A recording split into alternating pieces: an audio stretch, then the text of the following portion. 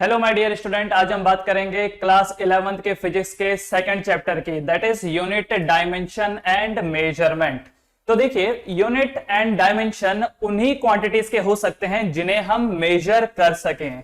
Unit and dimension उन्हीं quantities के होते हैं जिन्हें हम मेजर कर सकें, और जिनको हम मेजर कर सकते हैं उन क्वांटिटीज को हम फिजिक्स में कहते हैं फिजिकल क्वांटिटीज, राइट। उनको फिजिक्स में कहा जाता है फिजिकल क्वांटिटीज। तो देखिए, फिजिकल क्वांटिटी के बारे में क्या बताया? A quantity which can be measured, a quantity which can be measured and by which various physical happening can be explained and expressed in the form of laws। तो physical quantities उन्हीं quantities को कहा जाता है जिनको आप major कर सको और उसके बेसिस पे कुछ लॉ फॉर्मुलेट कर सको। जैसे कि आपने फोर्स का फॉर्मूला पढ़ा है, फोर्स मास इनटू एक्सेलरेशन। तो मास अपने आप में एक यूनिट है, एक फिजिकल क्वांटिटी है, राइट। उसके अलावा अगर आप एक्सेलरेशन देखें, वो अपने आप में एक क्वांटिटी है, और इसकी बदौलत जो ये फोर्स निकल के आ रहा है वो अपने आप में एक फिजिकल क्वांटिटीज है, क्योंकि इन तीनों चीजों को आप मेजर कर सकते हो और आप इनको एक लॉ के फॉर्म में एक्सप्रेस कर सकते हो। तो फिजिकल क्वांटिटीज वो जिन्हें मेजर किया जा सके, जिनको हम लॉ के फॉर्म में एक्सप्रेस कर सकें, और वो किसी हैपनिंग को एक्सप्लेन करता हो, किसी चीज को एक्सप्लेन करता हो, राइट। अब देखिए, जैसे अगर मैं कहूं कि ये आदमी बहुत इंटेलिजेंट है, अब intelligence is not a physical quantity. क्यों? क्योंकि उसे मेजर नहीं किया जा सकता। हम कहते हैं कि ये आदमी बड़ा इमोशनल है। अब इमोशनल, कितना इमोशनल है हमें नहीं पता, हम उसको कैलकुलेट नहीं कर सकते। हाँ, हम ये जरूर बोल सकते हैं कि ये ज्यादा है, ये कम है, पर कितना ज्यादा है कितना कम है हम नहीं बता सकते, राइट। तो फिजिक्स में याद रखिए, हमें वही चीजें पढ़नी होती है जिसे हम मेजर कर सकें। जो मेजर नहीं की जा सकती फिर उसको हम अदर देन फिजिक्स में पढ़ते हैं, राइट। अगर इमोशंस की बात करूं तो वो हम लोग पढ़ेंगे साइकोलॉजी में, लेकिन यहां पर वही क्वांटिटीज को पढ़ा जाएगा जिसे हम मेजर कर सकते हैं। तो इसीलिए जो चीजें मेजरेबल हैं उन्हीं की यूनिट्स होंगी, उन्हीं की डायमेंशंस होंगी, और उन चीजों को कहा जाता है, उन क्वांटिटीज को कहा जाता है फिजिकल क्वांटिटीज, राइट। अब ये जो फिजिकल क्वांटिटी है, इसमें दो चीजें दिखती हैं, एक होता है मैग्नीट्यूड और एक होता है उसका यूनिट, राइट। फिजिकल क्वांटिटी में एक होता है मैग्नीट्यूड और एक होता है यूनिट। जैसे कि मैंने अभी थोड़ी देर पहले आपको बोला, फोर्स बना हुआ है मास एंड एक्सेलरेशन से, क्लास 9th में हम लोग उसको ऑलरेडी पढ़ चुके हैं। तो जब मैं कहता हूं कि फोर्स अप्लाई करो, धक्का दो, चलो 10 न्यूटन का धक्का दो, तो जो मैं लिखता हूं 10 रिप्रेजेंट करता है उसका मैग्नीट्यूड, राइट। और ये जो न्यूटन है, न्यूटन क्या है? उसकी यूनिट है, और न्यूटन क्या होता है? KG metre per second square. Okay, तो देखिए, जब भी कोई फिजिकल क्वांटिटी बोलता है, एक आता है उसमें मैग्नीट्यूड और एक आता है उसका यूनिट। क्लियर? अब जैसे क्लास 9th में और एक आपने फॉर्मूला पढ़ा होगा ग्रेविटेशन का, F equal to G into M1 M2 upon R square, right. ये फॉर्मूला पढ़ा होगा। अब इसमें देखिए, ये जो M1 है, M2 है, मास रिप्रेजेंट करता है, मास एक अपने आप में क्वांटिटी है। R डिस्टेंस रिप्रेजेंट करता है, ये अपने आप में एक क्वांटिटी है क्योंकि इनको मेजर किया जा सकता है। फोर्स अपने आप में एक क्वांटिटी है। G एक कांस्टेंट है ना। तो अगर मैं मास की बात करूं किसी भी प्लेनेट की या मेरी, तो यूनिट क्या होगा उसका? तो यूनिट होगा केजीज में। अब जैसे मैं अपनी बात करूं तो लेट्स से मेरा वजन 70 केजी है, तो 70 हो गया मैग्नीट्यूड एंड केजी हो गया उसका यूनिट। ओके, अब यहां पर देखिए, ये जो भी फिजिकल क्वांटिटीज है ये तीन फॉर्म में एग्जिस्ट कर सकती है। पहला फॉर्म है रेशियो, कि कोई यूनिट नहीं है, it is just a ratio. जैसे आपने क्लास 10th में रिफ्रैक्टिव इंडेक्स पढ़ा होगा, रिफ्रैक्टिव इंडेक्स। तो रिफ्रैक्टिव इंडेक्स जो है वो एक रेशियो है, किसका? Speed of light in vacuum divided by speed of light in medium. याद है आपको? रिफ्रैक्टिव इंडेक्स क्लास 10th में पढ़ा था, speed of light in vacuum divided by speed of light in medium. अच्छा, बाय द वे, जब हम vacuum की बात करते थे तो वैक्यूम में ये जो लाइट की स्पीड होती थी, इसको हम लोग c से रिप्रेजेंट करते थे, डिवाइडेड बाय मीडियम में जो लाइट की वेलोसिटी होती थी उसको v से रिप्रेजेंट करते थे। तो अगर आप एक चीज नोटिस करो, न्यूमरेटर में c है, c is metre per second, और डिनोमिनेटर में velocity again metre per second. तो मीटर पर सेकंड से मीटर पर सेकंड कैंसिल हो जाएगा और रिजल्ट क्या आएगा? Pure number. रिजल्ट क्या आएगा? प्योर नंबर आएगा, ठीक है। तो वहां पर आपको सिर्फ न्यूमेरिकल वैल्यूज दिखाई दे रही हैं, कोई यूनिट आपको दिखाई नहीं दे रही। दूसरा, स्केलर क्वांटिटी। अब स्केलर क्वांटिटी जो है उसमें सिर्फ मैग्नीट्यूड होता है, उसमें सिर्फ मैग्नीट्यूड होता है। जैसे मैं आपसे बोलूं कि इस रूम की लंबाई मेजर करो, तो आपने मेजर करी 40 फुट, ठीक है। आपने मेजर किया 40 फुट, 40 फुट, तो 40 तो मैग्नीट्यूड हो गया और फुट उसका क्या है? यूनिट हो गया, राइट। कोई डायरेक्शन नहीं है यहां पर, सिर्फ मैग्नीट्यूड है। मैंने बस पूछा आपसे कितना बज रहा है, कितना बज रहा है, आपने कहा कि 12 बज रहे हैं, राइट। तो सिर्फ मैग्नीट्यूड है यहां पर। कोई डायरेक्शन नहीं है ना। तो दूसरा जो फॉर्म है उसका वो स्केलर फॉर्म जिसमें मैग्नीट्यूड होता है। और तीसरा वेक्टर क्वांटिटी, वेक्टर क्वांटिटी मतलब जिसमें मैग्नीट्यूड के साथ साथ आपको डायरेक्शन भी मिले, मैग्नीट्यूड के साथ साथ आपको डायरेक्शन भी मिले, उसको बोलते हैं हम लोग वेक्टर क्वांटिटी, राइट। अब जैसे कि फोर्स हो गया, फोर्स मैंने कहा धक्का दो, तो दो सवाल आएंगे, कितना धक्का और किस तरफ धक्का। तो मैं आपसे बोल रहा हूं कि 100 न्यूटन का फोर्स दो, तो 100 न्यूटन इज द मैग्नीट्यूड, और डायरेक्शन भी तो आप मांग रहे हैं। मैंने बोला 100 न्यूटन का फोर्स दो, तो अब अगला सवाल आपका यही होगा ना, किस तरफ। तो आप मैग्नीट्यूड के साथ साथ डायरेक्शन भी पूछ रहे हैं। आपने मुझसे बोला कि रेलवे स्टेशन कितना दूर है यहां से, मैंने कहा 2 किलोमीटर। तो क्या आप रैंडमली कहीं पर भी जाओगे और रेलवे स्टेशन पहुंच जाओगे? भाई 2 किलोमीटर आप ऐसे भी जा सकते थे, आप ऐसा भी बैक साइड भी जा सकते थे, कहीं पर भी जाओगे तो पहुंच जाओगे? जी नहीं, एक सर्टेन डायरेक्शन में आपको जाना पड़ेगा, तो जाकर के आप रेलवे स्टेशन पहुंचेंगे। तो मैं आपको बताऊंगा कि रेलवे स्टेशन पहुंचने के लिए आपको 2 किलोमीटर टुवर्ड नॉर्थ ईस्ट जाना पड़ेगा, तो आप पहुंच जाएंगे। अगर डायरेक्शन कंसिडर नहीं किया तो 2 किलोमीटर क्या 4 किलोमीटर भी हो जाएगा, 100 किलोमीटर भी हो जाएगा, तो भी आप उस डिजायर्ड स्टेशन पे नहीं पहुंच पाएंगे। क्लियर है ये चीज, राइट। तो तीसरी जो क्वांटिटी है दैट इज वेक्टर क्वांटिटी, जिसमें मैग्नीट्यूड के साथ साथ आपको डायरेक्शन भी लेना होता है, राइट। तो जैसे इसका एग्जांपल क्या हो गया, जैसे डिस्प्लेसमेंट हो गया। वेक्टर क्वांटिटी का जो एग्जांपल है दैट इज डिस्प्लेसमेंट, डिस्प्लेसमेंट है ना। डिस्प्लेसमेंट के साथ साथ जैसा वेलोसिटी हो गया, velocity is also vector quantity, right. उसके बाद जैसा एक्सेलरेशन हो गया, एक्सेलरेशन, जैसे फोर्स हो गया, these are vector quantity. Scalar quantity का एग्जांपल क्या है? स्केलर क्वांटिटी का एग्जांपल जैसे कि टाइम हो गया, टाइम, जैसे मास हो गया, वजन, जैसे energy, energy is also scalar quantity. Energy का भी कोई डायरेक्शन नहीं होता, सिर्फ मैग्नीट्यूड होता है एनर्जी में। फॉर एन एग्जांपल, जैसे आपने अपनी बाइक में तेल भराया 1 लीटर, आपने भराया तो ये सोच के था कि मैं स्कूल ही जाऊंगा उससे, लेकिन अगर आप स्कूल ना जाके उसके उल्टे डायरेक्शन में जाओ तो क्या तेल खत्म नहीं होगा? तेल खत्म होगा। तेल को कोई फर्क नहीं पड़ता इस बात से कि आप कहां जाने के लिए उसको भराए थे, सीधा जा रहे हैं या उसका उल्टा जा रहे हैं। उल्टा जाएंगे तो भी वो खर्चा होगा, सीधा जाएंगे तो भी खर्चा होगा, उसको डायरेक्शन से कोई लेना देना नहीं है, राइट। तो energy is a scalar quantity. और सबसे ऊपर वाला जैसे रेशियो हो गया, तो जैसे कि एक एग्जांपल तो मैंने दे दिया, रिफ्रैक्टिव इंडेक्स। दूसरा रिलेटिव डेंसिटी, आपने पढ़ा होगा रिलेटिव डेंसिटी। तो रिलेटिव डेंसिटी क्या होता है? अगेन रिलेटिव डेंसिटी का कॉन्सेप्ट आई थिंक आपने क्लास 9th में पढ़ा था। तो रिलेटिव डेंसिटी क्या होता है? Density of the material divided by density of water at 4 degree Celsius, right. ये डेफिनेशन कुछ याद होगी। तो ये जो है ये रेशियो का एग्जांपल है, राइट। तो अगेन एक और बार, फिजिकल क्वांटिटीज उन क्वांटिटीज को बोला जाता है जिसे मेजर किया जा सके, जिसको किसी लॉ में फॉर्मुलेट किया जा सके, जिससे किसी हैपनिंग को एक्सप्लेन किया जा सके, उन्हें हम फिजिकल क्वांटिटीज बोलते हैं। तो फिजिकल क्वांटिटीज 3 फॉर्म में एग्जिस्ट कर सकते हैं। प्योर रेशियो हो सकते हैं, मतलब कि सिर्फ नंबर है वो, ठीक है। या फिर स्केलर क्वांटिटीज में हो सकते हैं, मतलब कि उनके पास मैग्नीट्यूड है और कुछ ना कुछ यूनिट है। इस ऊपर वाले के पास ये जो रेशियो होते हैं ये सिर्फ नंबर होते हैं, जो रेशियो वाले हैं ये सिर्फ नंबर होते हैं। स्केलर में जो ये नंबर होता है, नंबर के साथ साथ इसका यूनिट भी होता है, इस नंबर को मैं मैग्नीट्यूड भी बोल सकता हूं। और वेक्टर में नंबर होता है, उसका यूनिट होता है, प्लस उसका डायरेक्शन भी होता है। तो तीनों चीजें यहां पर मिलती हैं, ठीक है। नाउ हमारे पास ये जो सिस्टम है, ये जो यूनिट हम लोगों ने बनाई, ये 4 तरीके से हम इसको दिखाते हैं। सबसे पहला है सीजीएस सिस्टम। सीजीएस सिस्टम का मतलब यहां पे लेंथ आप सेंटीमीटर में लेते हो, वजन को आप ग्राम में लेते हो और टाइम को सेकंड में लेते हो। तो याद रखो सीजीएस सिस्टम में पहला क्या सी रिप्रेजेंट करता है? सेंटीमीटर। दूसरा जी क्या रिप्रेजेंट करता है? ग्राम। एंड तीसरा एस क्या रिप्रेजेंट करता है? सेकंड। तो अगर कल के दिन कोई आपको आंसर सेंटीमीटर, ग्राम और सेकंड में दे रहा हो तो समझ जाइए कि वो सीजीएस सिस्टम का इस्तेमाल कर रहा है। फॉर एन एग्जांपल, किसी ने बताया कि मेरी गाड़ी की वेलोसिटी 900 सेंटीमीटर पर सेकंड है, 900 सेंटीमीटर पर सेकंड है, तो उसकी यूनिट देखिए सेंटीमीटर पर सेकंड है। मतलब कि वो आदमी आपको सीजीएस सिस्टम में एक्सप्लेन कर रहा है, अपनी वेलोसिटी को वो सीजीएस सिस्टम में आपको एक्सप्लेन कर रहा है, ओके। दूसरा सिस्टम है हमारे पास एमकेएस सिस्टम। एमकेएस में क्या होता है कि ये जो लंबाई है ये मीटर में होती है। एम का मतलब क्या हो गया? मीटर। के का मतलब क्या हो गया? किलोग्राम। एंड एस का मतलब क्या हो गया? सेकंड। सेकेंड। ठीक है, अब यही आदमी कल के दिन ये बोले कि मेरी वेलोसिटी 900 मीटर पर सेकेंड है, तो अब यूनिट देखिए मीटर और पर सेकेंड, इसका मतलब अब वो आपको एमकेएस सिस्टम में आंसर बता रहा है।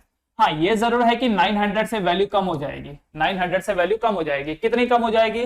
तो भाई यहां पर होगा ये कि पहले अगर उसकी 900 सेंटीमीटर पर सेकंड थी, तो अब अगर वो मीटर में चेंज करेगा तो मीटर में वो सिर्फ 9 रह जाएगी, 9 मीटर पर सेकंड, क्योंकि एक मीटर में 100 सेंटीमीटर होते हैं। तो सीजीएस सिस्टम में अगर 900 सेंटीमीटर पर सेकंड है तो एमकेएस में वो क्या हो जाएगा? 9 मीटर पर सेकंड हो जाएगा, राइट। उसी तरीके से तीसरा सिस्टम है हमारे पास एफपीएस सिस्टम। अब एफपीएस सिस्टम में क्या होता है कि जो लेंथ है, लेंथ को आप फुट में मेजर करते हो, फुट।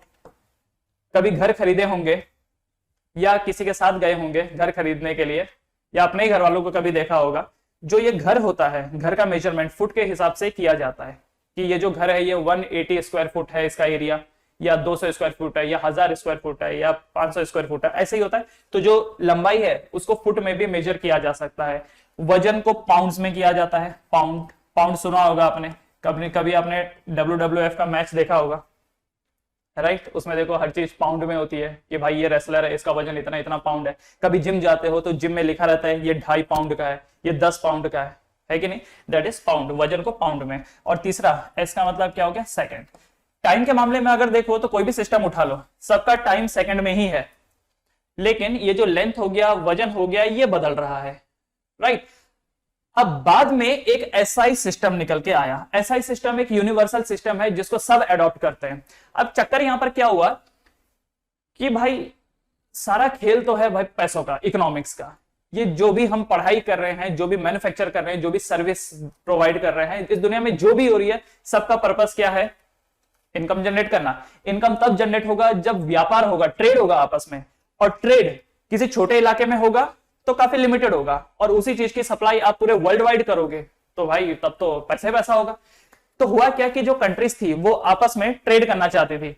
अब प्रॉब्लम यह है, इंडिया वाले एमकेएस सिस्टम यूज कर रहे हैं, ब्रिटेन वाले एफपीएस यूज कर रहे हैं, दुबई वाले कुछ और, वहां वाले कुछ और, ये तो सब अलग अलग कर रहे हैं। अब प्रॉब्लम यहां पर क्या हो जाती है, हम मंगा रहे किसी और क्वांटिटी में, उनको समझता नहीं, वो किसी और क्वांटिटी में भेज रहे हैं, तो इससे ना प्रॉब्लम क्रिएट होने लग रही थी, प्रॉब्लम क्रिएट होने लग रही थी। अभी देखिए इंडिया में जब हम तेल भराते हैं तो लीटर्स के हिसाब से भराते हैं, राइट। पानी मंगवाते हैं तो लीटर के हिसाब से। वही चीज अगर आप सऊदी में चले जाओ तो लोग बैरल के हिसाब से बात करते हैं। कभी न्यूज में सुना होगा आपने कि पेट्रोल, डीजल या क्रूड ऑयल इतने रुपए बैरल हो गया है, तो वो लोग बैरल में यूज कर रहे हैं। कई जगहों पर गैलन में यूज होता है। तो ये जो चीजें हैं ना, हर कंट्रीज की अपनी अपना एक सिस्टम है, तो व्यापार करने में बड़ा प्रॉब्लम हो रहा था, ट्रेड करने में बड़ा प्रॉब्लम हो रहा था। तो इसीलिए सभी कंट्रीज ने आपस में मिलजुल करके डिसाइड किया कि एक कॉमन सिस्टम बनाते हैं ताकि कंफ्यूजन ना हो, और वो सिस्टम था एसआई सिस्टम। अब एसआई सिस्टम ये एमकेएस सिस्टम ही बोल सकते हो आप, इसी को ही कंसिडर किया गया कि हाँ भाई लेंथ जो है वो हम मीटर में लेंगे, वजन को केजी में, टाइम को सेकंड में लेंगे। तो एसआई सिस्टम में ज्यादातर आपको एमकेएस का ही दिखाई देगा, ठीक है, रिलेशन दिखाई देगा, राइट। नाउ तो अब से जो हम बात करेंगे वो सारी के सारी एसआई सिस्टम के बेसिस पे होगा।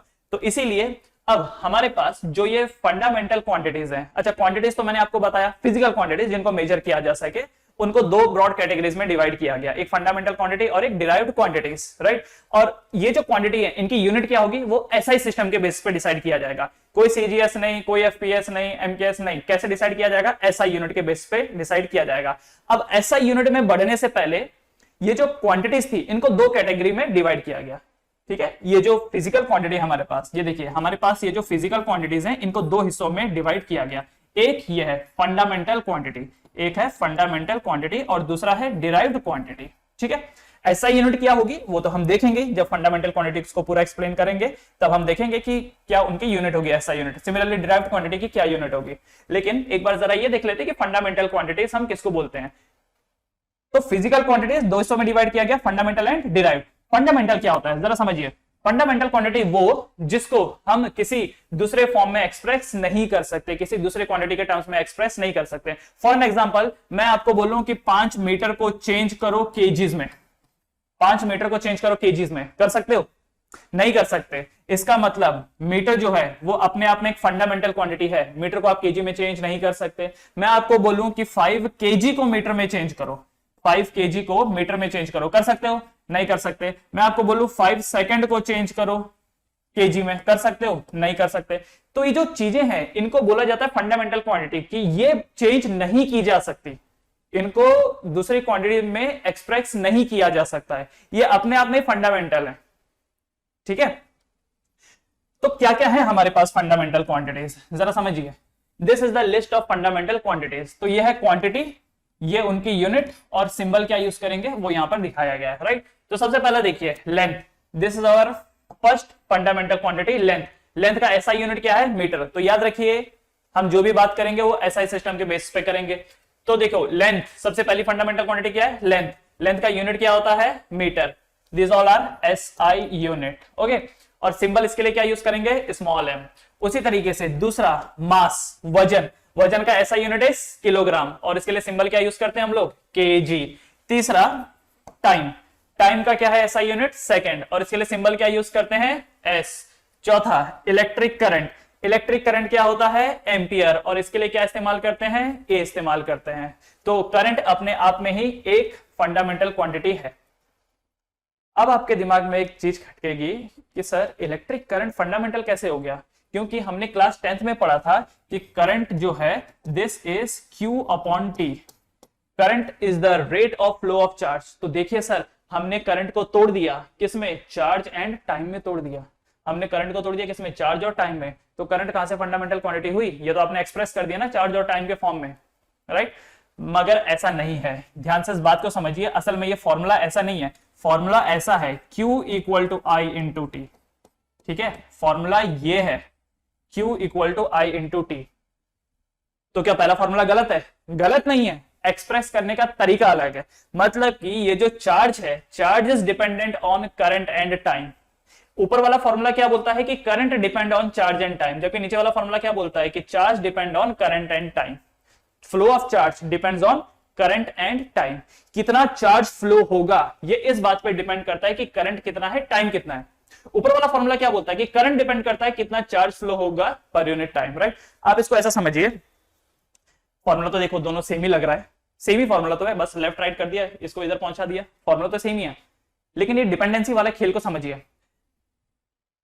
आपकी गाड़ी कितना जाएगी ये पेट्रोल पे डिपेंडेंट है, सही है कि गलत है। जितना पेट्रोल भराओगे उतनी ही गाड़ी जाएगी, कम पेट्रोल भराओगे तो कम जाएगी, ज्यादा भराओगे तो ज्यादा जाएगी। तो आपकी गाड़ी कितना ट्रेवल करेगी depends on the amount of petrol. इसका उल्टा पॉसिबल है क्या, इसका उल्टा पॉसिबल है कि पेट्रोल कितना भरोगे वो गाड़ी पे डिपेंडेंट कर रहा है, गाड़ी के ट्रेवलिंग पे डिपेंडेंट कर रहा है, नहीं ना, ऐसा तो नहीं होता। गाड़ी कितना ट्रेवल करेगी depends on the petrol, petrol do not depends on the travelling, क्योंकि पहले पेट्रोल भराया जाता है, ट्रेवलिंग बाद में होती है। ऐसा उल्टा होता है क्या कि ट्रेवलिंग पहले होगी, पेट्रोल हम बाद में देखेंगे आके, ऐसा नहीं होता। तो गाड़ी कितना चलेगी डिपेंड्स ऑन पेट्रोल, इसका मतलब पेट्रोल इनपुट है एंड गाड़ी कितना चलेगी दैट इज आउटपुट। उल्टा पॉसिबल नहीं है कि पहले चल लेते हैं पेट्रोल बाद में भराएंगे, ऐसा होता है क्या, नहीं, पहले पेट्रोल भराओ फिर गाड़ी जाएगी। क्लियर है। तो यहां पर डिपेंडेंट कौन और इंडिपेंडेंट कौन, तो गाड़ी कितना जाएगी दैट इज डिपेंडेंट, और इंडिपेंडेंट कौन है, पेट्रोल है। यहां पर बेसिकली मैं बोल सकता हूं पेट्रोल इज द इनपुट और आउटपुट क्या है, डिस्टेंस ट्रेवल। उसी तरीके से यहां पर ये जो इनपुट है वो करंट है, वो टाइम है, और चार्ज आउटपुट है। आपने क्लास 10 में एक और फॉर्मूला पढ़ा होगा, V equal to I R, V equal to I R पढ़ा है। इस फॉर्मूले को देखने से तो एक चीज समझ में आती है कि पोटेंशियल कितना होगा दैट डिपेंड्स ऑन कि कितना करंट है, कितना रेजिस्टेंस है। पर ऐसा है क्या, पोटेंशियल कभी इन दोनों पे डिपेंड करता है, जी नहीं, पोटेंशियल कभी इन दोनों पे डिपेंड नहीं करता। पोटेंशियल तो बैटरी पे डिपेंड करता है कि आप कितनी पावर वाली बैटरी लेके आओ। 1.5 वोल्ट की बैटरी लेके आओगे तो V 1.5 होगा, 9 वोल्ट की बैटरी लेके आओगे तो V की वैल्यू 9 होगी। हाँ ये जरूर है कि current depends on V by R, current V by R पे डिपेंड करता है करंट, तो करंट डिपेंडेंट है। V जितना ज्यादा रखोगे, बैटरी जितनी पावरफुल लेके आओगे करंट उतना ही ज्यादा होगा, रेजिस्टेंस जितना कम होगा करंट उतना ही ज्यादा होगा। तो लिखने को फॉर्मूला हम ऐसे भी लिखते हैं और ये ऐसे भी लिखते हैं, but the second one is much more accurate. ठीक है, एनीवेज ये जो चीजें हैं ये धीरे धीरे करके आपके समझ में आएंगी, राइट। तो देखिए इलेक्ट्रिक करंट का ऐसा यूनिट इज एम्पियर, और ये अपने आप में एक फंडामेंटल क्वांटिटी है, इसको हम दूसरे के फॉर्म में एक्सप्रेस नहीं कर सकते। तो कल के दिन अगर ये फॉर्मूला लिखा हो कोई बात नहीं, गलत नहीं है ये फॉर्मूला, लेकिन असल फॉर्मूला ये होना चाहिए, Q is equal to I into T. तो I फंडामेंटल क्वांटिटी है, ठीक है, I जो है वो यहां पर फंडामेंटल क्वांटिटी है, टाइम फंडामेंटल क्वांटिटी है, और ये जो चार्ज निकल के आया this is derived quantity, charge derived quantity है। क्लियर है। पांचवा टेम्परेचर। टेम्परेचर का एसआई यूनिट इज केल्विन, और उसके लिए सिंबल क्या इस्तेमाल किया गया है, के किया गया है, राइट।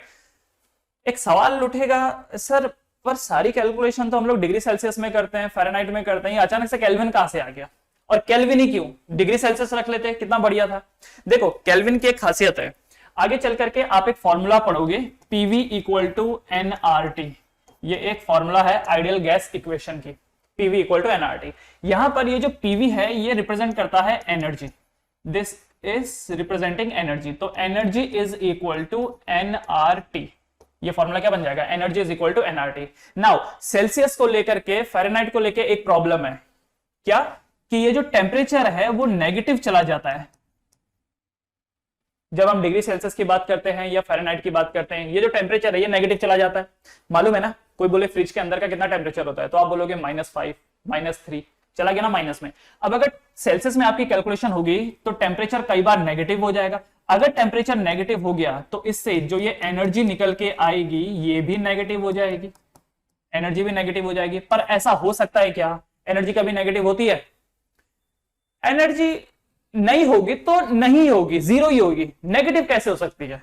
नेगेटिव नहीं होगी। आपकी बाइक में जो पेट्रोल है वो एनर्जी है, क्योंकि पेट्रोल जब तक है तब तक आपकी गाड़ी जाएगी। लास्ट क्या हो सकता है कि पेट्रोल खत्म हो गया, जीरो हो गया।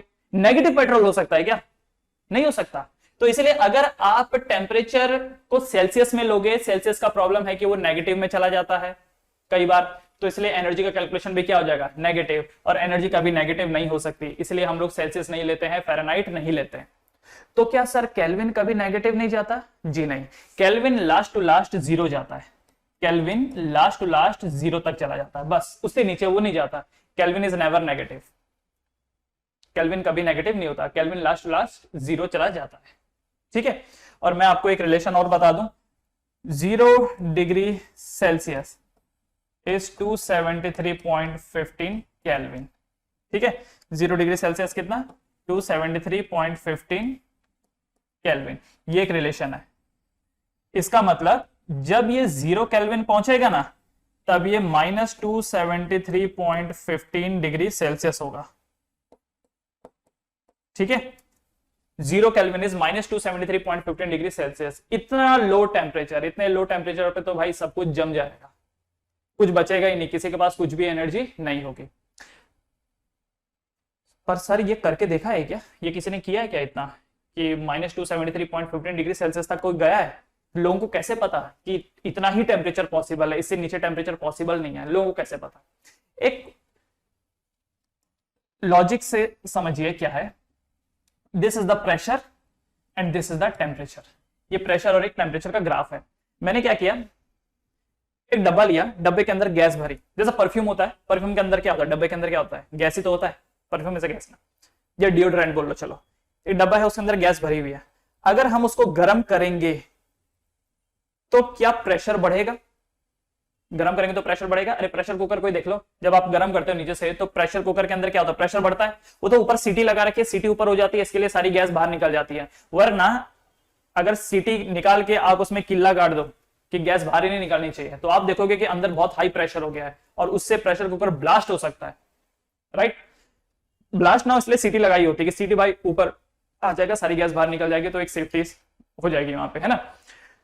लेकिन हमने क्या किया, एक परफ्यूम का बॉटल लिया, उसको आग के ऊपर जाके रख दिया, तो क्या होगा, हीटिंग की वजह से, टेम्परेचर बढ़ने की वजह से अंदर प्रेशर क्रिएट होगा और एक टाइम बाद क्या होगा, वो ब्लास्ट हो जाएगा। इसलिए परफ्यूम के ऊपर लिखा होता है store in a cool and dry place, stay away from flame. कभी देखना उसमें लिखा होता है, क्योंकि जैसे ही आप टेम्परेचर बढ़ाओगे वैसे ही प्रेशर बढ़ेगा। तो मान लेते हैं इस वक्त ये टेम्परेचर है 0 डिग्री सेल्सियस, तो क्योंकि टेम्परेचर 0 डिग्री सेल्सियस है तो प्रेशर अभी इतना है। आपने टेम्परेचर को बढ़ाया, प्रेशर बढ़ा, आपने टेम्परेचर को और बढ़ाया, प्रेशर और बढ़ा, आपने टेम्परेचर को और बढ़ाया, प्रेशर और बढ़ा, है कि नहीं।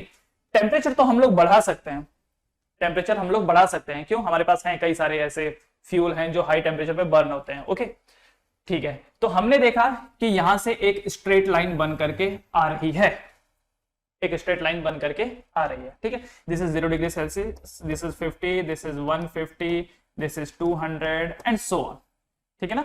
और ये जो बात हो रही है ये सेल्सियस के टर्म्स में हो रही है।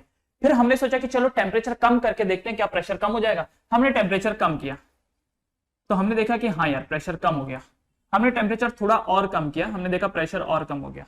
लेकिन एक समस्या यह है कि हमारे पास टेम्परेचर कम करने के उतने संसाधन नहीं है। गर्म करने के लिए तो बहुत कुछ है, गर्म तो हम लोग बहुत हाई टेम्परेचर पे कर सकते हैं, लेकिन ठंडा नहीं कर सकते ज्यादा। फ्रिज -5 डिग्री तक ऑपरेट कर रहा है, अच्छा फ्रिज होगा तो -15 तक होगा। आपको चाहिए था कि और ठंड मिल जाए और ठंडी हो जाए चीजें, तो आपने क्या किया, फिर चीजों को साइबेरिया लेके चले गए, वहां पे -40 डिग्री सेल्सियस पे आपने लिक्विड नाइट्रोजन का इस्तेमाल किया जिसने और ठंडा किया, लेकिन उसकी भी एक लिमिट है। अब 100 डिग्री -100 डिग्री के पार नहीं जा सकते। अब क्या करें?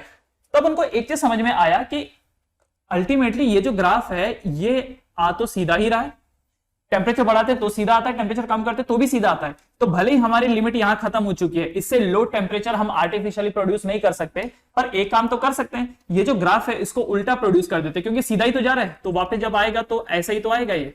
तो इस ग्राफ को ऐसे पीछे पीछे पीछे को एक्सटेंड किया गया, और ये जितनी भी डिफरेंट गैसेज हैं सबके लिए ट्राई किया गया।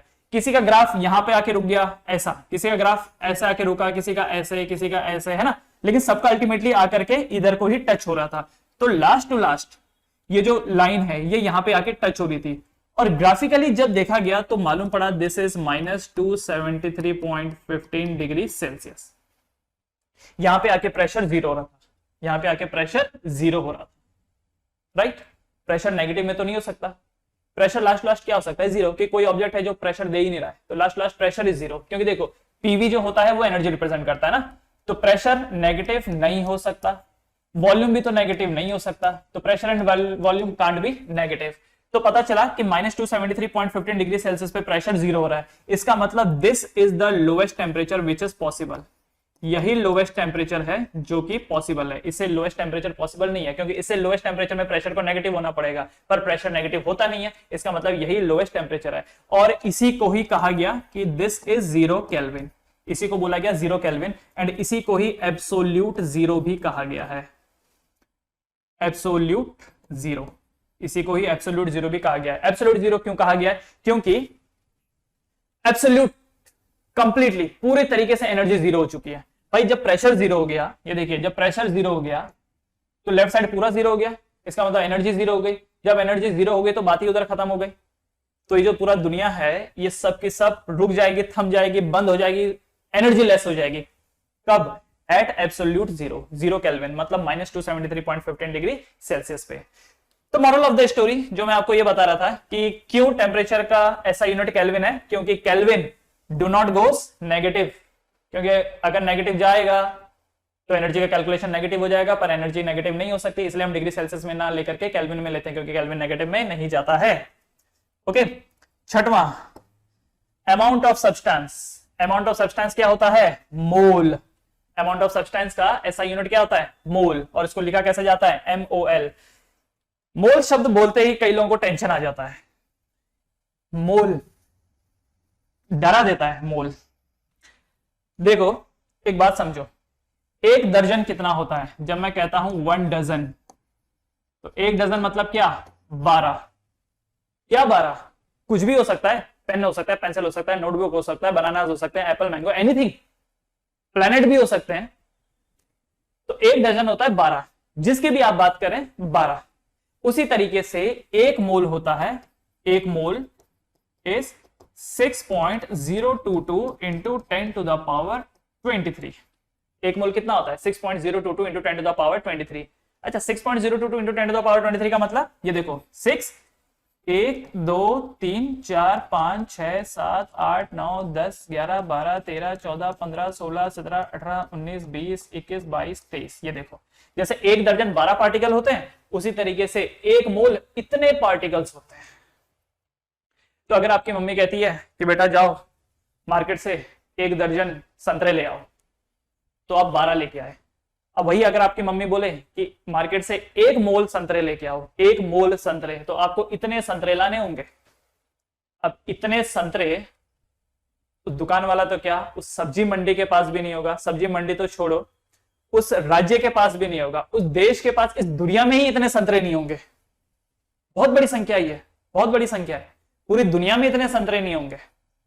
तो इसका मतलब संतरों के लिए तो हम ये अप्लाई नहीं कर सकते हैं।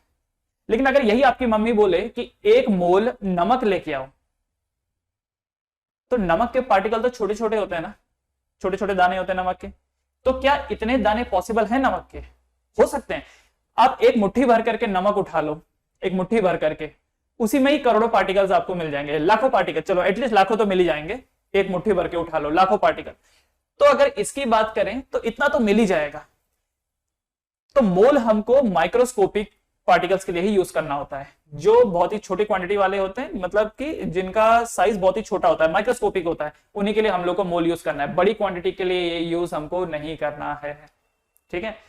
चावल के दाने अगर खरीदने हो तो भी आप कर सकते हैं, क्योंकि एक मुट्ठी भर के चावल के दाने उठाओगे तो बहुत सारे चावल के दाने निकलते हैं, तो हो सकता है इतना पॉसिबल हो, लेकिन बड़ी चीजें इतनी पॉसिबल नहीं होती। इसलिए याद रखना, डे टू डे लाइफ में हम मोल यूज नहीं करते हैं, क्योंकि डे टू डे लाइफ में हम लोग हमेशा बड़ी क्वांटिटीज के साथ डील करते हैं, ठीक है। तो छोटी क्वांटिटी के लिए ही हमको ये यूज करना होता है, अमाउंट ऑफ सब्सटेंस। उसके बाद 7वां, ल्यूमिनस इंटेंसिटी। ल्यूमिनस इंटेंसिटी ऐसा यूनिट इज कैंडेला, इसको सीडी से डिनोट किया जाता है। ल्यूमिनस इंटेंसिटी का मतलब ब्राइटनेस, कौन सी चीज कितनी ब्राइट है, कौन सी चीज कितनी ब्राइट है, उससे पता चलता हो। उसके लिए क्या यूनिट हम इस्तेमाल करते हैं? कैंडेला। कैंडल होता है मोमबत्ती, मोमबत्ती क्या कर रही है? रोशनी दे रही है वो। तो मेरे पास ये जो लाइट लगी हुई है, इसमें कितनी मोमबत्ती की पावर है, दैट्स ऑल, बस उतना ही है ये। तो ल्यूमिनस इंटेंसिटी बताता है कि कौन सी चीज कितनी ब्राइट है। अच्छा, इस दुनिया में सबसे ब्राइटेस्ट ऑब्जेक्ट क्या है? इस दुनिया में ऑब्वियसली सन है, तो सन की ल्यूमिनस इंटेंसिटी सबसे ज्यादा है। बाकी ये ट्यूबलाइट और ये छोटी मोटी एलईडीज, इनकी ल्यूमिनस इंटेंसिटी सन के मुकाबले तो बहुत ही कम है, ठीक है ना। तो ल्यूमिनस इंटेंसिटी इज कैंडेला। तो ये हमारे पास 7 फंडामेंटल यूनिट है, ठीक है। कितनी फंडामेंटल यूनिट है हमारे पास? We have 7 fundamental unit plus 2 और हैं जो बाद में ऐड किया गया, जिनको सप्लीमेंट क्वांटिटीज भी बोला जाता है, okay. Beside the above 7 fundamental units, 2 supplementary units are also defined. एक है radian for plane angle and दूसरा है स्टर्डियन फॉर सॉलिड एंगल, ठीक है। 7 तो ये हो गया, बाद में 2 और जोड़ा गया, एक होता है प्लेन एंगल और एक होता है solid angle. Angle junior class में पढ़ा है मैथमेटिक्स में, ये देखो ये एंगल थीटा, थीटा से रिप्रेजेंट किया जाता है, याद रखना, एंगल को थीटा से रिप्रेजेंट किया जाता है। और एंगल की ऐसा यूनिट क्या होती है? रेडियन। एंगल की ऐसा यूनिट इज व्हाट? रेडियन। आप बोलोगे सर पर हम तो डिग्रीज में बात करते थे, 60 डिग्री, 70 डिग्री, 100 डिग्री करते थे, लेकिन ऐसा यूनिट इज रेडियन, क्योंकि रेडियन आपको जो काम करवा के दे सकता है वो काम आपको थीटा डिग्री नहीं करा के दे सकता, वो काम आपको डिग्री करा के नहीं दे सकता, ठीक है। पढ़ोगे जैसे जैसे करके आप सर्कुलर मोशन पढ़ोगे, रोटेटरी मोशन पढ़ोगे, वहां पे ये सब चीजें आएंगी, ठीक है। तो एंगल के लिए, प्लेन एंगल के लिए क्या है? रेडियन। और स्टर्डियन इज फॉर सॉलिड एंगल। अब इस सॉलिड एंगल मतलब क्या हुआ? इसी फिगर को अगर मैं ऐसा बना दूं, ये देखिए, क्या ये आपको ऐसा नहीं लग रहा कि ये 3D फिगर है? तो यहां पे ये जो एंगल बन करके आया, इसे कहा जाता है सॉलिड एंगल। 2 लाइनें अगर आपने लिया है, लाइंस, उसके बीच का एंगल जो है वो रेडियन है। लेकिन अगर फिगर 3D है, ये देखिए ये 3D फिगर है, तो उसके लिए क्या लिया जाता है? स्टर्डियन। स्टर्डियन, STERADIAN, इसको SR से डिनोट किया जाता है, और रेडियन को RAD से। तो याद रखना, वी हैव 7 फंडामेंटल क्वांटिटीज और 2 क्वांटिटीज बाद में एड अप हुई हैं। 7 फंडामेंटल क्वांटिटीज में कौन आता है? Length, mass, time, electric current, temperature, amount of substance, luminous intensity, ये 7 है। और प्लस 2 कौन हो गया? Plane angle and solid angle. Plane angle के लिए रेडियन एंड सॉलिड एंगल के लिए steradian. So these are total 7 + 2 9 fundamental quantities, जिनको आप दूसरे के फॉर्म में एक्सप्लेन नहीं कर सकते, दूसरे के फॉर्म में आप उसको कन्वर्ट नहीं कर सकते, उनका अपना ही एक एग्जिस्टेंस है, क्लियर। फंडामेंटल होने के बाद अगला जो क्वांटिटीज होती हैं, अगले टाइप की quantities, that is derived quantities. Derived quantities जिसको हम दूसरे के फॉर्म में एक्सप्रेस कर सकते हैं। तो भाई फंडामेंटल्स को छोड़ करके, वो 7 + 2 के कॉम्बिनेशन को छोड़ करके बाकी जितनी भी है सब डिराइव्ड यूनिट है। फॉर एन एग्जांपल, अगर कोई बोलता है एरिया, तो एरिया जरा समझिए, एरिया क्या होता है? Length into breadth. तो मुझे बताओ, क्या लेंथ, लेंथ तो है ही, ब्रेड्थ भी क्या लेंथ ही है, तो क्या आपने एरिया को लेंथ एंड लेंथ में एक्सप्रेस किया? इसीलिए आप नोटिस करो, लेंथ का यूनिट इज मीटर, ब्रेड्थ का यूनिट इज मीटर, तो ये क्या हो गया? Metre square. और मीटर अपने आप में क्या है? लेंथ है, तो इसीलिए ये लेंथ का स्क्वायर लिख सकता हूं ना मैं, ऐसा है कि नहीं। कोई बोले वॉल्यूम, वॉल्यूम क्या होता है, तो वॉल्यूम होता है length into breadth into height.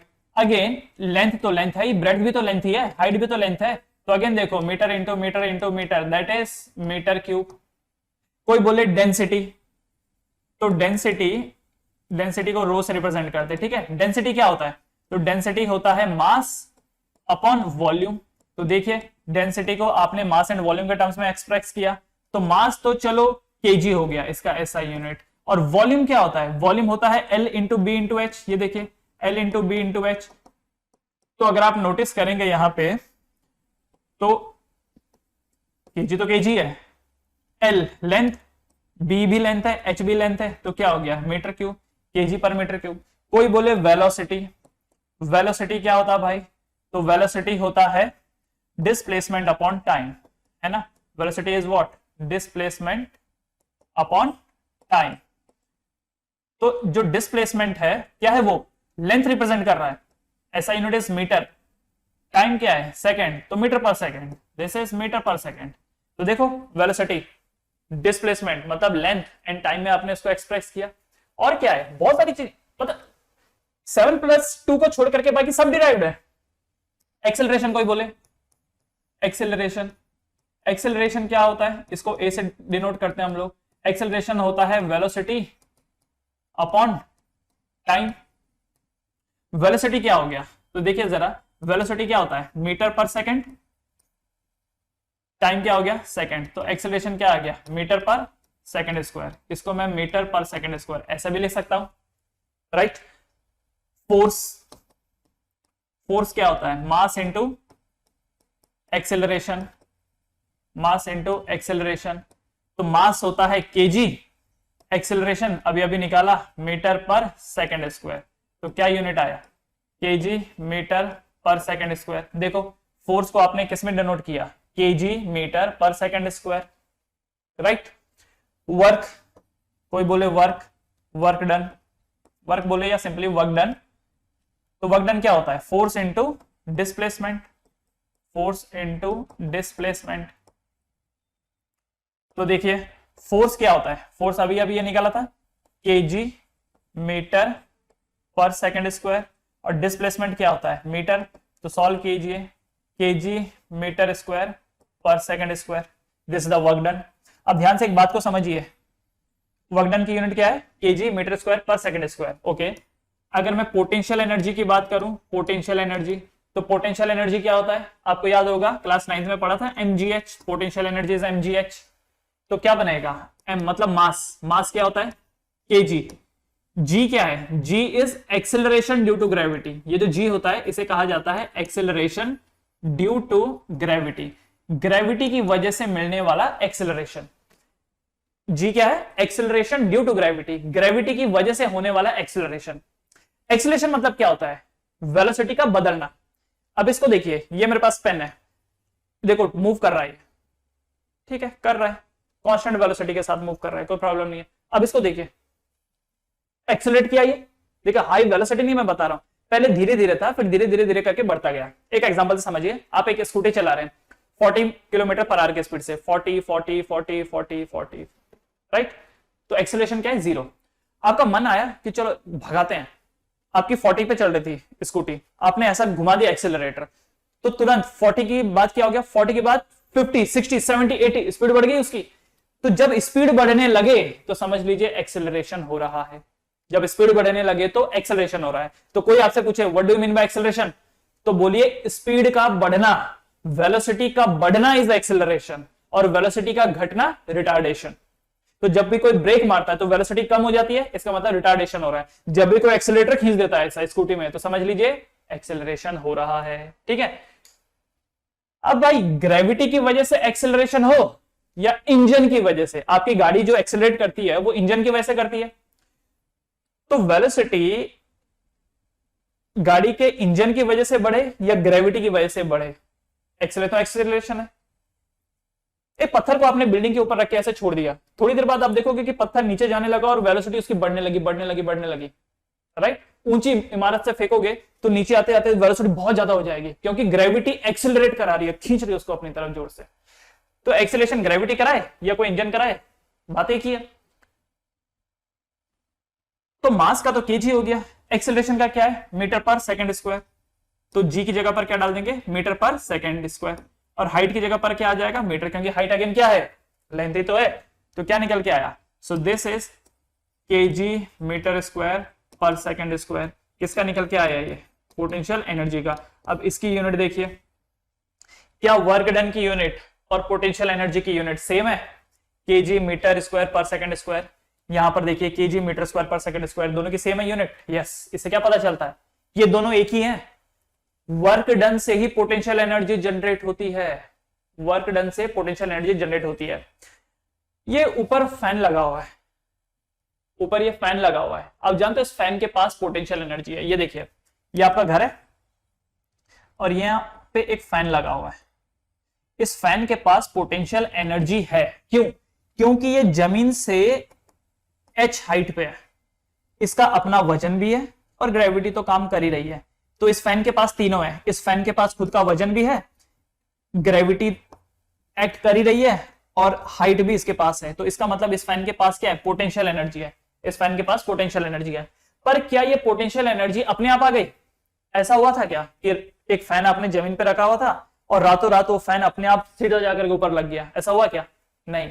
आपने उस फैन को उठाया, फोर्स लगाया, फोर्स ही लगाना पड़ा ग्रेविटी से लड़ने के लिए, उठाना पड़ा, धक्का लगाना पड़ा, धक्का नहीं मतलब आप बोल सकते हो कि फोर्स लगाया मैंने, राइट, उठाया मैंने, पकड़ा उसको, उठाया और उठाने के बाद सीधा ऐसा ऊपर ले गया मैं।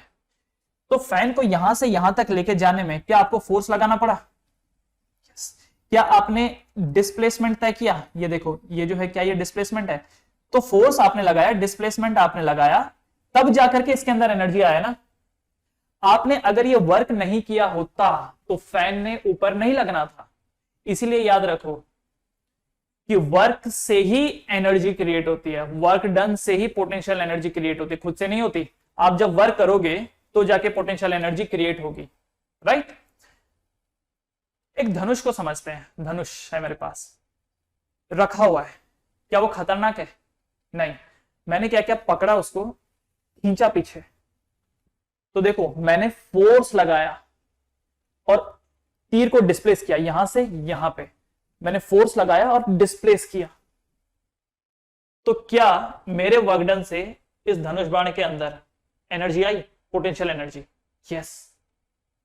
अब मैं जब छोड़ दूंगा तो क्या होगा, तीर सीधा जाएगा, वही पोटेंशियल एनर्जी किस में कन्वर्ट हो जाएगी, काइनेटिक एनर्जी में, ठीक है, वही पोटेंशियल एनर्जी कन्वर्ट हो जाएगी काइनेटिक एनर्जी में।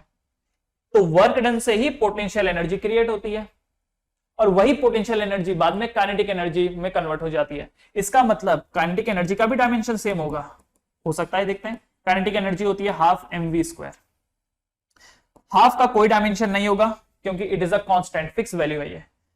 मास, मास क्या होता है, केजी, वेलोसिटी क्या होता है, मीटर पर सेकंड स्क्वायर। तो जरा देखिए, केजी मीटर का पावर 2 सेकंड का पावर -2, ये देखो ये किसका फॉर्मूला है, सॉरी ये किसका यूनिट है, काइनेटिक एनर्जी का। तो don't you think so, work done, potential energy, kinetic energy, इन तीनों का जो यूनिट है, एसआई यूनिट है, वो सेम है। इन तीनों का जो एसआई यूनिट है वो सेम है। इसका मतलब ये तीनों एक ही चीज रिप्रेजेंट कर रही हैं, फॉर्म अलग अलग है, फॉर्म अलग अलग है। मैंने एक पत्थर लिया, उसको ऐसा फेंका, तो जब मैंने ऐसा फेंका, जैसे मेरे हाथ से छूटा, उसके पास काइनेटिक एनर्जी था, मेरे हाथ से छूटा, उसके पास काइनेटिक एनर्जी था। धीरे धीरे करके काइनेटिक एनर्जी कम होने लगी, क्यों, क्योंकि वेलोसिटी कम होने लगी। वेलोसिटी कम होने के साथ साथ हाइट तो बढ़ रहा था ना, तो काइनेटिक कम होने लगा, पोटेंशियल बढ़ने लगा, क्योंकि जितना ऊपर जाएगा उतना पोटेंशियल बढ़ेगा। तो ऊपर जाते जाते पोटेंशियल तो बढ़ रहा है पर काइनेटिक घट रहा है। तो एक टाइम ऐसा आया है सबसे हाईएस्ट पॉइंट पे वेलोसिटी 0 हो गई, मालूम है ना, पत्थर पहले ऊपर जाएगा, फिर रुक जाएगा और फिर नीचे आएगा। तो सबसे हाईएस्ट पॉइंट पे पोटेंशियल एनर्जी सबसे ज्यादा है और काइनेटिक क्या है, 0। नीचे काइनेटिक ज्यादा थी, ऊपर पोटेंशियल ज्यादा है। नीचे पोटेंशियल 0 था, ऊपर काइनेटिक 0 है। देख रहे हो क्या, एक बढ़ रहा है तो दूसरा घट रहा है। अभी लोअर लेवल पे पोटेंशियल ज्यादा था, सॉरी काइनेटिक ज्यादा था, लोअर लेवल पे काइनेटिक ज्यादा, पोटेंशियल कम था। जैसे जैसे करके पत्थर ऊपर गया, काइनेटिक घटता गया, घटता गया, घटता गया और पोटेंशियल बढ़ता चला गया। हाईएस्ट पॉइंट पे पोटेंशियल एनर्जी है। अब वापस जब वो ऊपर से नीचे आ रहा है तो फिर उसकी वेलोसिटी बढ़ रही है डाउनवर्ड डायरेक्शन में और हाइट कम हो रही है, फिर पोटेंशियल घटता जा रहा है और काइनेटिक बढ़ता जा रहा है। तो ये तीनों आपस में इंटरकन्वर्टिबल हैं, तो इसलिए याद रखना work done, potential energy, kinetic energy, इन सब के डायमेंशन सेम है। ये सब के सब एनर्जी रिप्रेजेंट कर रहे हैं। एनर्जी का जो यूनिट होता है वो KG metre per second square आता है, और ये बहुत इंपॉर्टेंट चीज है, याद रखिएगा। KG metre square per second square represent energy. KG metre square per second square represent करता है एनर्जी। जहां कहीं पर भी एनर्जी की बात आएगी, जहां कहीं भी एनर्जी की बात आएगी, समझ लीजिएगा कि उसका ऐसा unit KG metre square per second square आएगा। थोड़ी देर पहले मैंने आपको एक चीज बताई थी कि पीवी इक्वल टू एनआरटी है। अब यहां पर पीवी रिप्रेजेंट करता है एनर्जी, इसका मतलब क्या, इसका यूनिट भी KG metre square per second square आएगा। Let's check. पी का मतलब होता है प्रेशर और वी का मतलब होता है वॉल्यूम। तो चलो चेक करते हैं। प्रेशर क्या होता है, फोर्स पर यूनिट एरिया, और वॉल्यूम क्या है, वॉल्यूम तो वॉल्यूम है। अच्छा, फोर्स का यूनिट क्या हो गया, KG metre per second square. अभी अभी देखा था KG metre per second square is the unit of force, अभी थोड़ी देर पहले डिराइव किया था। यह एरिया, एरिया का यूनिट क्या होगा, मीटर स्क्वायर। वॉल्यूम, वॉल्यूम का क्या होता है यूनिट, मीटर क्यूब, क्योंकि वॉल्यूम क्या होता है, length into breadth into height, तो metre into metre into metre. कुछ कर सकता है यहां से, बिल्कुल। एम स्क्वायर यहां से कैंसिल और ये एम का पावर 1 हो जाएगा। तो देखिए जरा, KG metre square per second square आया। इसका मतलब पीवी क्या रिप्रेजेंट कर रहा है, एनर्जी। पीवी क्या रिप्रेजेंट कर रहा है, एनर्जी। दैट मीन्स अगर मेरे पास एक वी वॉल्यूम का डब्बा है और उसके अंदर कुछ ऐसा है जो उसमें प्रेशर लगा रहा है, मतलब उसके पास एनर्जी है, उससे बच के रहो। बॉम्ब, बारूद, जो आप सुतली बॉम्ब में आग लगाते हो, उसके पास एनर्जी होती है। क्यों, उसके पास वी वॉल्यूम है और अंदर जैसी बारूद पे आग लगेगी वो गैस प्रोड्यूस करेगा। Gas will create pressure, gas pressure create करेगा। और सुतली बॉम्ब में रस्सी बांध के आपने उसका वॉल्यूम फिक्स कर रखा है, तो पीवी हो गया। वहां पे पीवी हो गया तो मतलब एनर्जी आ गई, एनर्जी आएगी तो मतलब फटेगा। ठीक है, तो एनर्जी की यूनिट क्या है, KG metre square per second square. एक दो चीजों के और देख लेते हैं जो काम आएंगे।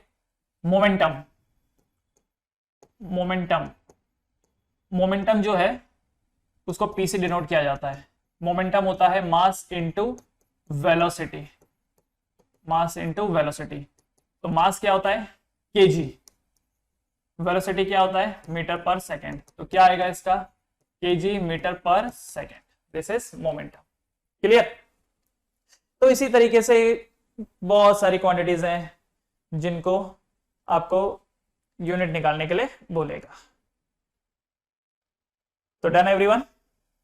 अच्छा, एक दो चीज और, जैसे पावर, पावर, पावर को पी से रिप्रेजेंट करते हैं। पावर होता है work done upon time taken, work done upon time taken. जैसे मैं बोलता ना, इस इंजन में बहुत ज्यादा पावर है, क्यों, क्योंकि ज्यादा वर्क करके दे सकता है कम टाइम में, इसीलिए वर्क डन अपॉन टाइम।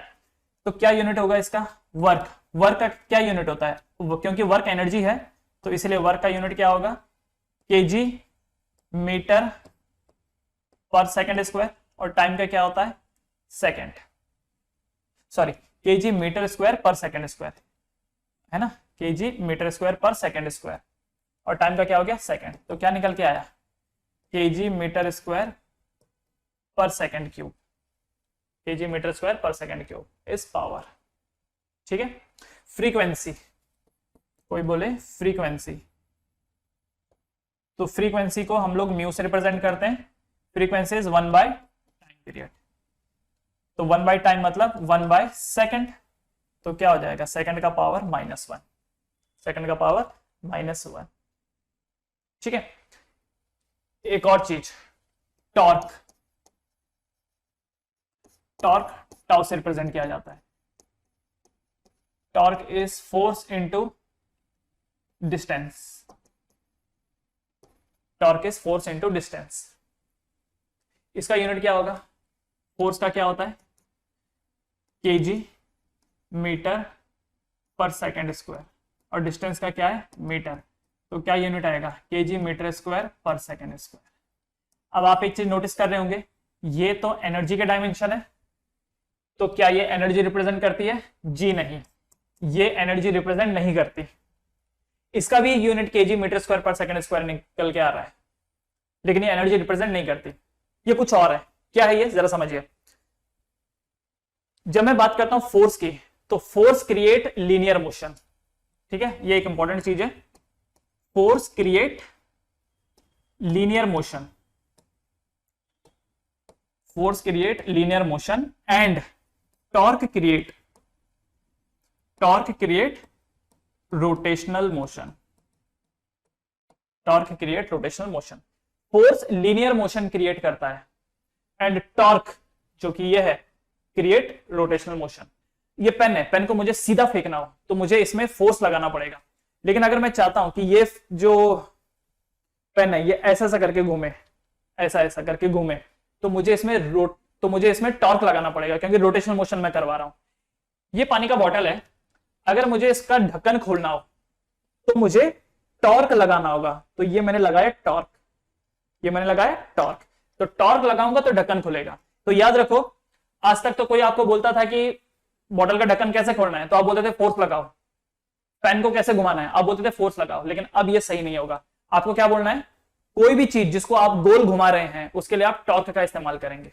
इसलिए कभी स्कूटी खरीदते वक्त या कोई गाड़ी खरीदते वक्त अगर आपने उसका प्रोस्पेक्टस देखा होगा तो उसमें लिखा होता है मैक्सिमम टॉर्क एट इतना इतना आरपीएम, राइट? क्योंकि जो चीज घूम रही होती है, रोटेशनल मोशन दिखा रही होती है, उनके लिए टॉर्क का इस्तेमाल किया जाता है।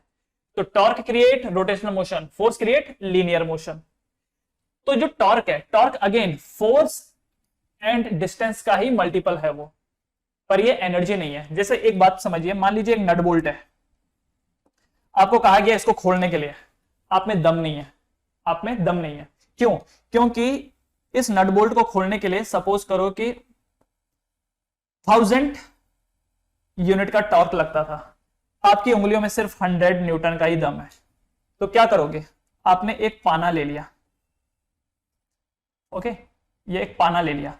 पाना जब आपने इसमें अटैच किया तो पाना अटैच करने से आपने इसकी लेंथ को 10 टाइम्स बढ़ा दिया। पहले तो आपकी उंगलियां ऐसा घुमाती थी, लेकिन अब आपने पाना अटैच कर दिया, अब आप इसको ऐसा खींच रहे हो, तो आपने 10 यूनिट से बढ़ा दिया।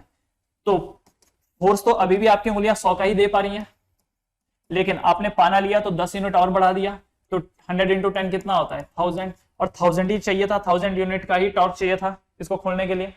तो देखिए, पाना लगाया आपने, तो ये चीज अलग है, ये एनर्जी रिप्रेजेंट नहीं कर रही। और याद रखो, एक अच्छा एग्जामिनर आपको एक्सेप्शनल चीजें ही पूछता है, क्योंकि नॉर्मल चीजें तो सबको पता होती हैं, एक्सेप्शनल चीजें उसी को पता होती हैं जिसने काफी डीपली स्टडी किया है। तो कल के दिन आपको ये सवाल जरूर आएगा, ऐसी दो क्वांटिटीज का बताइए, ऐसी दो क्वांटिटीज के बारे में बताइए जिनका यूनिट सेम है पर वो अलग अलग है। तो आप लिखेंगे work done and torque. Work done and torque दोनों का यूनिट सेम आता है, KG metre square per second square, पर दोनों चीजें अलग अलग है, ठीक है। वन मोर थिंग, जब आप वर्क की बात करते हो तो वर्क का ये जो यूनिट है, कल के दिन कंफ्यूजन ना हो, अगर आप सिर्फ यूनिट के बदौलत चलोगे तो कंफ्यूजन ना हो, तो वर्क डन का जो यूनिट निकल के आ रहा है KG metre square per second square, इसको ही जूल्स कहा जाता है। This is known as joules. तो 1 joule is 1 KG metre square per second square. लेकिन जब बात किया जाता है टॉर्क की, जब बात करते हैं टॉर्क की, तो टॉर्क की इस यूनिट को KG metre square per second square, इसे न्यूटन मीटर कहा जाता है, न्यूटन मीटर। तो कल के दिन जब आप गाड़ी खरीदने जाएंगे और वो टॉर्क के बारे में आपको बताएगा, तो वो आपको unit KG metre square per second square लिख के नहीं देगा, वो उसको न्यूटन मीटर लिख के देगा। तो न्यूटन मीटर से आप समझ जाएंगे कि ये टॉर्क की बातें कर रहा है। कभी भी वर्क डन के बारे में आएगा तो वो जूल्स लिख के देगा, समझ में आ जाएगा कि हाँ ये वर्क डन है। वरना अगर आप KG metre square per second square दोनों के लिए इस्तेमाल करेंगे तो कंफ्यूजन हो सकता है। तो याद रखो, एक के लिए हम न्यूटन मीटर का इस्तेमाल करते हैं और दूसरे के लिए जूल्स का। अच्छा, न्यूटन मीटर क्यों? क्योंकि देखो, फोर्स की यूनिट क्या होती है? न्यूटन, डिस्टेंस क्या हो गया? मीटर, इसलिए न्यूटन मीटर, इसलिए न्यूटन मीटर। और वर्क डन के लिए जूल्स का इस्तेमाल क्यों कर रहे हैं? ठीक है भाई, वो जूल्स बंदे को थोड़ा सम्मान दे देंगे, और अगर न्यूटन मीटर उसको दे दिया तो फिर इसको भी तो कुछ देना पड़ेगा ना, तो इसको हमने जूल्स दे दिया। Clear everyone? So that was about fundamental quantities and derived quantities. Fundamental quantities वो जिसको दूसरे फॉर्म में रिप्रेजेंट नहीं किया जा सकता, उसमें 7+2 क्वांटिटीज आती हैं, और डिराइव्ड क्वांटिटीज वो जिसको दूसरे के फॉर्म में एक्सप्रेस किया जाता है। अदर देन दिस 7+2 सारी की सारी फंडामेंटल क्वांटिटीज है। क्लियर? कुछ ऐसे प्रीफिक्सेस हैं जो आपको यूनिट्स के आगे देखने को मिलेंगे। जैसे आप जब मार्केट में पेन ड्राइव खरीदने जाते हो तो पूछते हो सामने वाले को, सामने वाला बोलता है कि ये 32 GB का है पेन ड्राइव, 32 GB। अच्छा, ये जो जीबी है इसका मतलब क्या होता है? देखो, जी का मतलब होता है गीगा, और ये क्या होता है? बाइट्स। और गीगा मतलब क्या? तो गीगा मतलब 10 टू द पावर 9, तो बेसिकली ये 32 into 10 to the power 9 bytes का है। तो जिनके पास कंप्यूटर है वो तो इस बात को समझ रहे होंगे बाइट्स क्या होता है, जिनके पास नहीं है उनको मैं दूसरे वे में समझाता हूं। देखिए, जैसे कोई बोले कि मेरे पास 10 किलो गोल्ड है, 10 kg गोल्ड है। केजी का मतलब क्या हो गया? के इंटू जी, जी का मतलब होता है ग्राम, और के का मतलब क्या होता है? किलो, तो 10 किलोग्राम। किलो का मतलब होता है 10 to the power 3, 10 to the power 3 मतलब कि 10,000 ग्राम। तो ये जो किलो है ना, ये प्रीफिक्स है। किलो क्या है? प्रीफिक्स है। किलो जरूरी नहीं है कि सिर्फ वजन के ही साथ आए। हाँ, अक्सर ये होता है कि मार्केट में सामान खरीदते वक्त हम बोलते हैं कि भाई 2 किलो देना, 3 किलो देना, 4 किलो देना। हमने सब कॉन्शियसली किलो को वजन के साथ एसोसिएट कर रखा है, पर ऐसा कुछ भी नहीं है। किलो बाइट्स भी होता है, किलोमीटर भी होता है कि नहीं? Kilometre, kilogram, kilo bytes, kilo second भी हो सकता है। तो किलो का मतलब होता है 10 टू द पावर 3। तो इसीलिए यहां पर कुछ प्रीफिक्सेस दे रखे हैं जिसको आपको जानना चाहिए, जरूरी है। देखिए, 10 टू द पावर 1 को कहा जाता है deca, 10 to the power 2 hecto, 10 to the power 3 kilo, 10 to the power 6 mega, 10 to the power 9 giga, 10 to the power 12 tera, 10 to the power 15 peta, 10 to the power -1 deci, 10 to the power -2 centi, centimetre बोलते हैं, 10 to the power -3 milli, 10 to the power -6 micro, 10 to the power -9 nano, 10 to the power -12 pico, 10 to the power -15 femto, 10 to the power -18 atto. देखो, इसमें सब याद करने का जरूरत नहीं है, ज्यादातर जो जो आता है वो मैं आपको बताता हूं। देखो, 10 टू द पावर 3 इसे कहा जाता है kilo, 10 to the power 6 mega, 10 to the power 9 giga, 10 to the power 12 tera. ये तो आपको वैसे ही याद हो जाएगा, किलोबाइट, मेगाबाइट, गीगाबाइट, टेराबाइट। एक जमाना था जब फ्लॉपी डिस्क केबीस की होती थी, किलोबाइट की। फिर सीडी का जमाना आया, सीडी मेगाबाइट्स में आती थी, 750 मेगावाट, बहुत खुश होते थे लोग। 750 मेगाबाइट, बहुत खुश होते थे। गीगाबाइट, फिर उसके बाद पेन ड्राइव का जमाना आया, इतना जीबी का पेन ड्राइव, 2 GB का, 4 GB का। अब हार्ड डिस्क का जमाना है, टेरा, 1 टेराबाइट, 2 टेराबाइट, है ना। डाउनवर्ड साइड जाओगे, 10 टू द पावर -3 मिली, जो बोलते हैं ना millimetre, millilitre, 10 to the power -6 micro. देखो, इतना बड़ा टेबल याद रखने की जरूरत नहीं है, कुछ कॉमन जो चीजें जो सबसे ज्यादा दिखाई देते हैं वो मैं यहाँ पे आपको लिख के दे रहा हूं। 10 to the power -9 nano, 10 to the power -12 pico. Okay, बस ज्यादातर आपको इतना ही दिखाई देगा। उस पूरे टेबल को याद कर सकते हो तो ठीक है, नहीं कर सकते तो इतना ही सफिशिएंट है आपके लिए। ऑलराइट।